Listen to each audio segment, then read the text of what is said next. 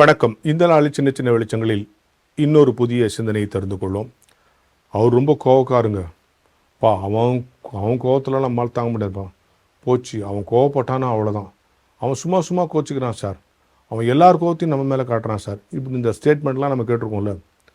கோவப்படுவதுங்கிறது ஒரு ஸ்டைலாக, நம்மளுடைய ஐடென்டிட்டியாக சில பேர் நினச்சிக்கிறாங்க. ஆனால் கோவப்படுவது என்பது உடலையும் உள்ளத்தையும் பாதிக்கக்கூடிய ஒரு விஷயம். சரி, யார் தெரியுமா கோவப்படுவா?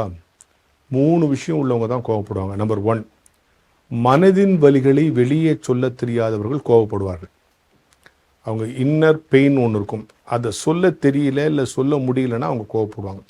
2வது, தாங்கள் செய்கிற தவறு தங்களுக்கே தெரிஞ்சிருச்சுன்னு வச்சுங்க, எல்லாருக்கும் தெரிஞ்சிருக்கணும், அப்போ கோவப்பட்டு அதை மறைக்க முயற்சி செய்வாங்க.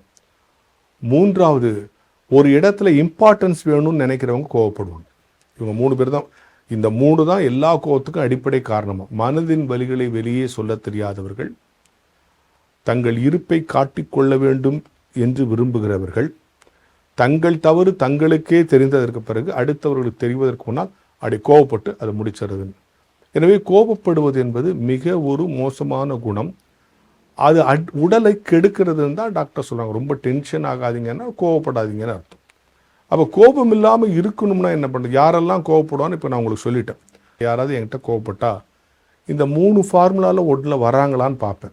ஒருவேளை இவங்ககிட்ட ஏதோ ஒரு வலி இருக்குது, அதை சொல்ல முடியாதனால கோவப்படுறாங்களா, இல்லை ஏதாவது ஒரு தப்பு தங்களுக்கு தெரிஞ்சு அதை மறைக்கிறதுக்காக கோவப்படுறாங்களா, ஒருவேளை தங்களுக்கு இம்பார்ட்டன்ஸ் கொடுக்கலேங்கிறதுக்காக அந்த இம்பார்ட்டன்ஸை கெயின் பண்ணுறதுக்காக கோவப்படுறாங்களான்னு கோவப்படும்போது நீங்கள் யோசித்து பார்த்தீங்கன்னு வச்சுங்க, மேக்ஸிமம் இந்த 3 ஏரியாக்குள்ளே ஒன்று தான் இருக்கும். இந்த 3 ஃபில்ஃபில் பண்ணிட்டோம்னா எல்லா கோபத்தையும் நாம் எதிர்கொள்ள முடியும்.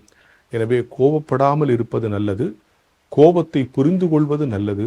கோபத்தை புரிந்து கொண்டு அதற்கான தீர்வை வைத்து கோபப்படுகிறவர்களை சாந்தப்படுத்துவது நல்லது. இதற்கு மேல் பேசினால் நீங்கள் என் மேல் கோபப்படுவீர்கள் என்பதால் இந்த சிந்தனையோடு இந்த நாளை தொடங்குவோம்.